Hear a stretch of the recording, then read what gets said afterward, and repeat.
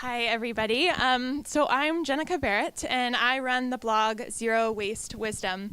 I just want to give a little caveat that the 2 pounds of trash per year that I produce is just my residential waste. So we'll talk a little bit about why that makes a difference, and I recognize that's not all of the waste and all of my impact in my life. So I started my zero waste journey about 4 years ago up in Bellingham, Washington. That's where I'm from. And it kind of evolved into this advocacy consulting business that I now run. I do DIY workshops in the local community in the Northwest region, up to Bellingham and down as south as Eugene. And also just do interviews with local companies, businesses that are kind of promoting the zero waste lifestyle. So today I'm going to be talking about low waste basics and just kind of introducing or reintroducing, for those of you who already know, the 5 R's of zero waste and how we can implement those ideas in our home. Okay, so just to begin, let's see. How do I get this to, oh, there we go. So just to begin, so we're all on the same page, I just want to make sure that everyone realizes that the zero waste or low waste community are kind of synonymous. The idea of zero waste is really an ideal. No one out here is going to be able to produce actually zero waste in our modern society, but it's kind of this name that we've tagged. The zero waste movement can include everything from DIY to plant-based eating to intentional living. All of these other movements that are environmentally inclined and kind of sustainability focused are under this umbrella of low waste and zero waste.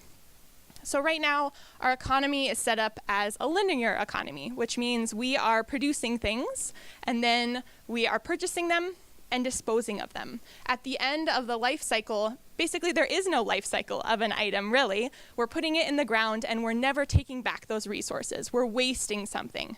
So instead, the zero waste movement says we need to change that and create a circular system in which every item that we're producing is reused, either endlessly or constantly repurposed, and we're recapturing those materials. So this focuses on reusables over disposables. You know, in this conference, you'll hear the word single-use disposable a lot, and all of those plastic items that we're trying to get away from. The concept of zero waste can be applied from everyone that's manufacturing items to transporting items, purchasing items, to us as a consumer. Today, though, I'm going to be specifically talking about things you can do in your home to reduce waste. So the 5 R's, The 5 R's of zero waste expand upon the reduce, reuse, recycle that everyone's probably familiar with, but it adds refuse and rot. Rot stands for composting. I want to draw your attention to the fact that refuse is at the top, because as a consumer voting with our dollars, one of the most powerful things we can do is refusing products that we do not believe in, that aren't sustainably packaged, and put our money towards something else. I also want to point out that recycling and composting are at the bottom of the pyramid. That's because, like others have talked about, it is something we should be doing, but we should be doing only when we absolutely have to. There's other steps before that that we really need to be focusing on. So that's why we put both recycling and composting at the bottom. So I'm going to kind of walk through an example of the ways you can implement each one of these 5 R's in your home, starting with composting. So according to a study done in 2014 by the EPA, 40% of what we're throwing into our landfills is organic material, which just means by implementing composting on a widespread scale, we're going to get rid of 40%, almost half of our trash. So that means if you're not already composting, starting a compost bin is one of the easiest and quickest ways for you to eliminate half of your waste. Now, in Portland, we're really fortunate to have a curbside bin. So if you have that option, I highly recommend you look into it. But not everyone lives within the Portland metro area, or maybe you're traveling from somewhere else. So there's also backyard composting or worm bin composting. Thankfully, worm bin composting is really designed to be able to be implemented in any kind of space. Whether you have a small apartment, no backyard, you have children, pets, worm bins can be set up easily and relatively cheaply on a budget, and then you can be composting 40% of your waste.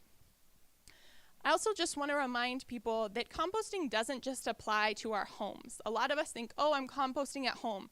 But when you go to a friend's house or a restaurant, we kind of forget about what happens to the food scraps or what we're leaving on our plate. I highly recommend you ask restaurants, if you're leaving something behind, do you compost here? And if they say no, put it in your reusable container and take it home to compost it, because that is adding up to all of that organic material we're sending to the landfill. So small changes like that to help restaurants also begin an awareness of composting is something that we as consumers want. The next step is recycling. So as I mentioned, recycling is a really energy intensive process. That's why it's at the bottom. But when we do recycle, we need to be doing it properly. We are really optimistic recyclers in the United States, and we like to guess a lot, which means we end up contaminating the recycling of our neighbors. So don't be afraid to call the Metro Recycling Hotline, right up there, and be sure to ask. Don't guess before you throw something in, because your neighbor who properly sorted everything might end up getting their recycling contaminated because of you. Also, there are alternatives to the curbside bin. So maybe you have something that you can't recycle in the curbside bin, but there's somewhere else locally. For example, styrofoam can be taken to Agilix in Tigard. There's also electronics recycling at places like Best Buy, or taking film plastics to Safeway. You also have mail-in programs like TerraCycle. You can visit my website, Zero Waste Wisdom, and I have a pretty comprehensive list of local resources here in Portland, as well as kind of nationwide mail-in programs for those questionable items. But again, we're talking about the last resort. So these should be items that we're later trying to find a reusable alternative for, and only relying on recycling when it's absolutely necessary. So going a step up, reuse is a really important one, because once an item enters our home, we really should be reusing it as long as possible. That's because we want to extend the life of an item. So whether it is designed to be a single-use disposable, like a plastic utensil, we really should continue washing that and reusing it until it really needs to be thrown in the trash because it's broken. For example, plastic yogurt containers can be used as Tupperware to bring your lunch to work or to school.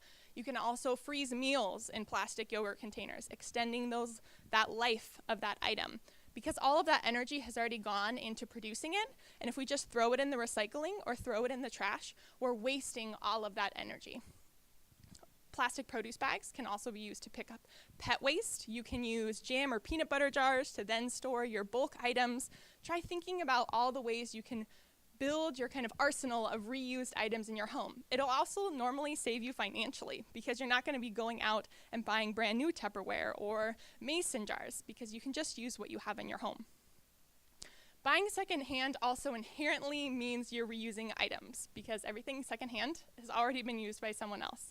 And I think a lot of us are really conscious about that in terms of clothing, but also to remember that that applies to appliances, your lamps, a couch. All of these things can be purchased secondhand, and that again reduces the impact and makes a more positive impact for that item. There's also great programs like the Buy Nothing groups on Facebook or the Nextdoor community. I highly recommend you check those out, because they're also really great for borrowing. There's a lot of items like lawnmowers. We don't all have to own a lawnmower for that once a month or once a year. I don't know how often you guys mow your lawn. But, those can be borrowed or rented from someone, and therefore that reduces the quantity of people that have to purchase and own this item. The next step is reducing, because we also want to reduce the quantity of items we own.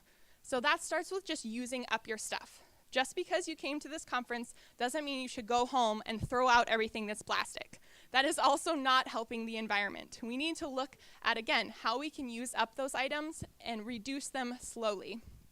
So this may be, for example, taking a look at your cosmetic routine, thinking, do I really need 4 or 5 different types of lotion? Can I reduce it down to 1? But remember, use those items up before you choose to recycle them or dispose of them. Also working towards a capsule wardrobe, so looking at the fashion industry and looking at how many items of clothing, shoes you own, and working on owning more versatile items that can be used all year long to reduce the impact of your style and your fashion. Food waste is also something that isn't super talked about, but I'm glad to hear that some other people have mentioned it. That's something we need to really focus on reducing, because not only is a lot of what we're throwing in the landfill organic material, it's organic material that we could have eaten. Approximately 1/3 of the calories that we grow in the United States are thrown out before someone actually eats them. That means that 1/3 of the potential food we have, we're just throwing in the trash, wasting all of those resources. So even if you are composting, I challenge you to take a look at what you're truly composting and find out if you're letting those cucumbers or carrots or that leftover lasagna go bad before you can eat it. So try meal planning. Really think about, are you purchasing what you like to eat? You know, if you don't like to eat something, buying it just to see if you'll eat it isn't a great idea. Look at recipes that you'll truly enjoy. And then if there is something you realize, I'm not going to consume this before it's rotten or goes bad, ask a neighbor. Try giving it to a friend. Every step that you can do to reduce food waste is going to make a positive impact by really honoring all the energy that went into growing that. The last step is refuse. Refuse, again, is on the top of the list because it is one of the most impactful things we can do, is refuse the products that are not packaged, not created, not manufactured in a sustainable way. It's also super important that refuse is on the top because we need to be refusing those single-use plastic items because recycling doesn't have a great history of serving us well.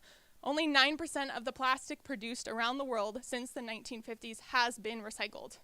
That means we are not even coming close to a 50% recycling rate. Now again, that's worldwide. Over a long period of time, recycling rates have increased, but not a lot. That's why we need to be focusing on that refuse step.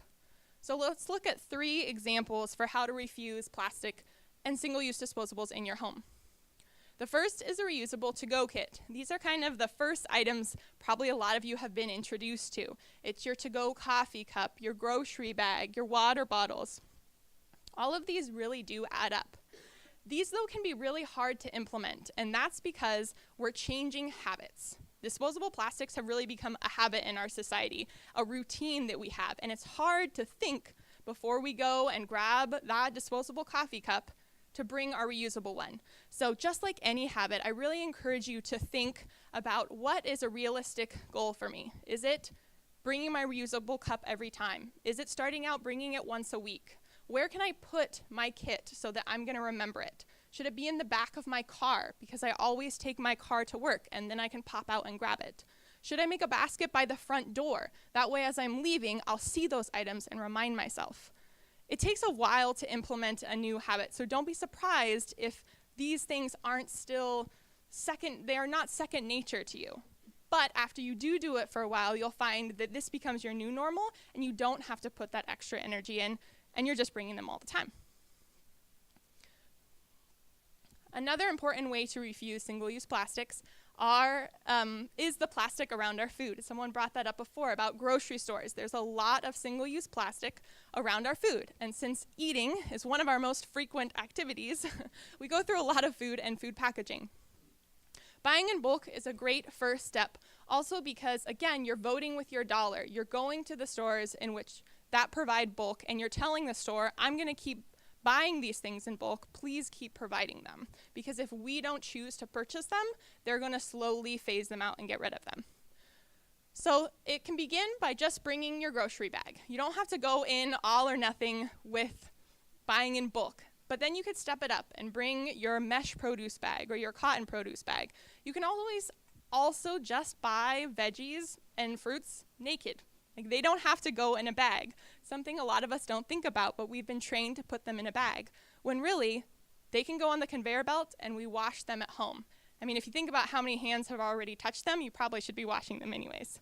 So that's another way to just kind of bring that awareness around. The other thing, too, is to start bringing your own containers. Glass and metal containers, even reusable plastic containers. We talked about those yogurt containers. Those can be used to then purchase your bulk items at a store. And then also remember that buying local really plays into this, because inherently when you buy something local, it has less of a carbon footprint and less waste associated with it because it has been transported for less time, less distance, and local merchants or businesses tend to be more receptive to whatever consumers are asking for. The last example is the DIY movement. By making something at home, you're really putting the power back in your position, because you're saying, these are the ingredients I want to go in my products. This is how I'm going to purchase them in bulk in my own container. And then you're giving yourself that power back by saying, these are the chemicals I'm eliminating.